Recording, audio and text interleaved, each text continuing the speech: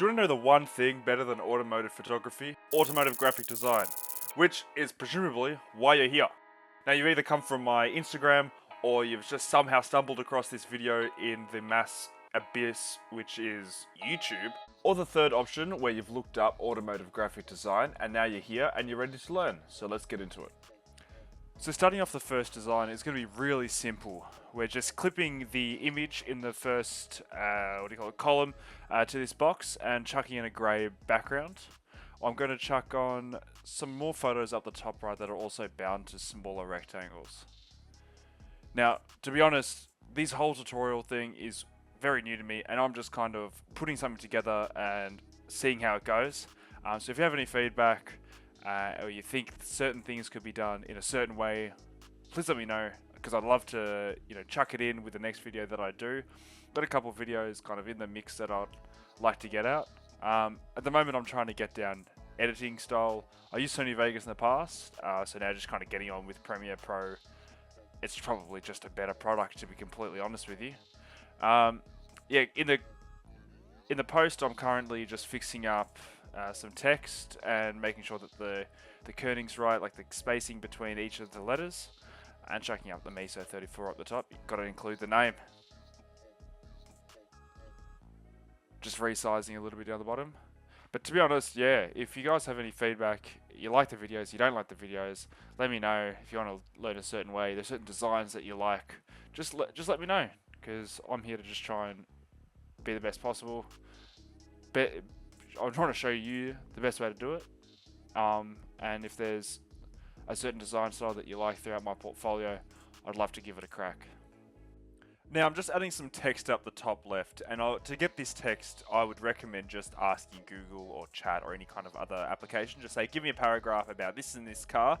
Often it is just a bunch of gibberish and doesn't make much sense, but it's also honestly saves you a stack of time, and I always think it adds in an extra little element. Take it with you will, take everything with a bit of a grain of salt.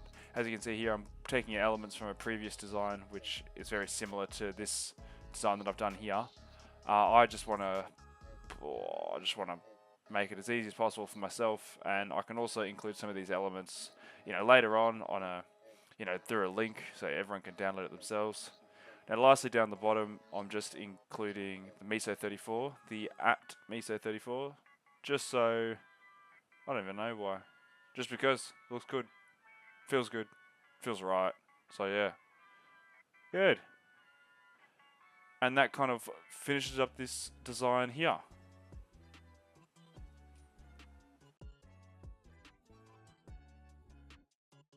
Jumping into the second design, we're going to start off doing something a little bit different. We're just going to honestly just select all around the car, the main subject of this poster, because we're going to do something interesting by putting another photo behind it. It gives it a pretty good effect, and it seems to be one that's well received through Instagram, through my portfolios, and I'm going to show you how to do it right here, right now.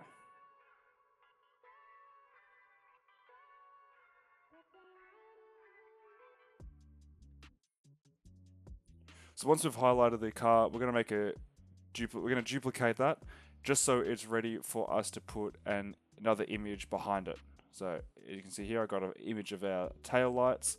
I'm going to mask out the entire folder that this post is sitting on, just so it doesn't go across to the poster on the left. Using the masking tool with a paintbrush, just so we can blend the bottom of that image into the road in the photo below it. Adjusting the opacity to make it a little bit transparent. And the next thing we're going to do is chuck on a drop shadow to make the car stand out from the image behind it.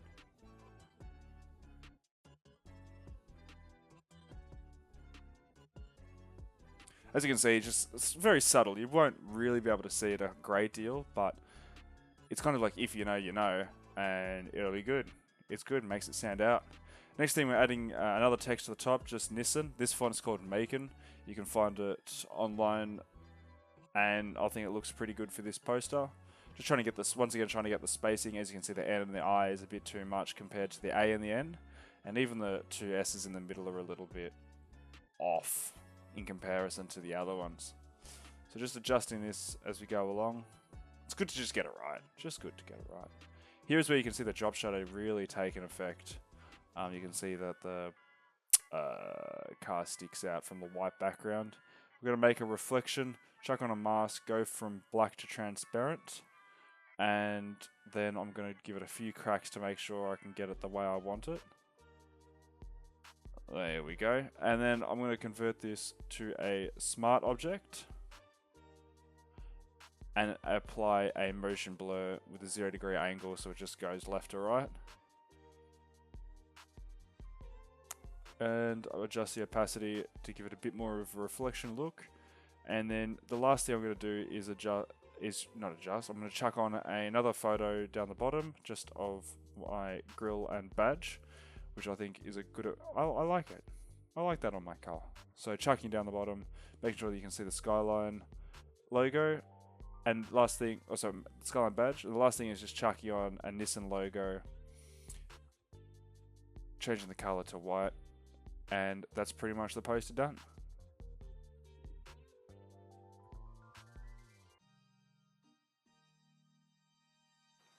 Now, last but not least, this design, which I've done so many times, and even get a few messages about it saying, "Oh, you do this so much." Yes, I do. I like it, so I'm probably not going to stop doing it. So I guess you'll just have to suck it up. Making a full selection around the car doesn't have to be perfect. I kind of rush it a little bit. The video in the background is at a 170% speed, so obviously it's just going a little bit quicker than I would move naturally. Once we made that selection, we're going to duplicate it, put it into a folder, and then use the mask tool to make sure that it doesn't go into the posters to the left.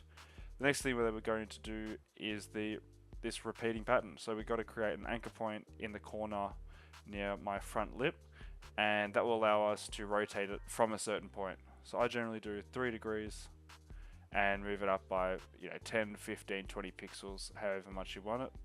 And then I just repeat this process a few times, which gives us our nice repeating angled car effect.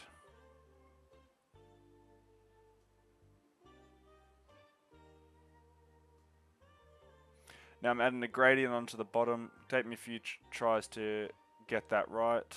You don't want to make it too dark, but you also want it to give it a decent effect, one that looks just like a nice shadow. And then for this text, we're going Japanese. Now, to be honest with you, I did this design so long ago, and I don't speak Japanese, so I've actually forgotten what this says. And we're going to make that a nice thickness that we're happy with. We're going to make a selection and duplicate the background. Now, this kind of gets somewhat challenging at times.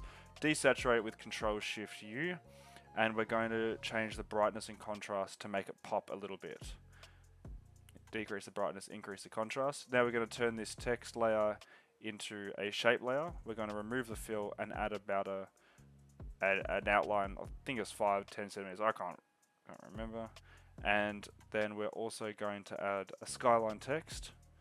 Make it a bit bigger. We're going to adjust the spacing in between that text to make it sit nicely. And we're going to chuck on some bevel and emboss. Now you can just copy the settings that are on screen now. I tend to use the highlights and shadows that I tend to use will be colors featured or the types of colors featured. So right now, if I was to use kind of like a green, not really going to work well with a background that's orange and warm colors, and the car is obviously midnight purple, so a little bit different. I'll make the shadows a little bit darker here just to make it pop a bit more, update a few settings until we are happy with it. So to make this text pop, like our previous ones, I'm going to add a bit of drop shadow. This one can go a little bit harder. It's supposed to stand out. It's supposed to look good. It's supposed to be a feature piece. So we're just going to go ahead and do that. And apply a bit of a bulging effect to it to make it stand out even more with the drop shadow. Lastly, create a new layer if you want to with an overlay, and then grey, change it to a smart object and add some noise, which will just give it some grain to the overall poster. And here you have it, all three, this is what we've just created.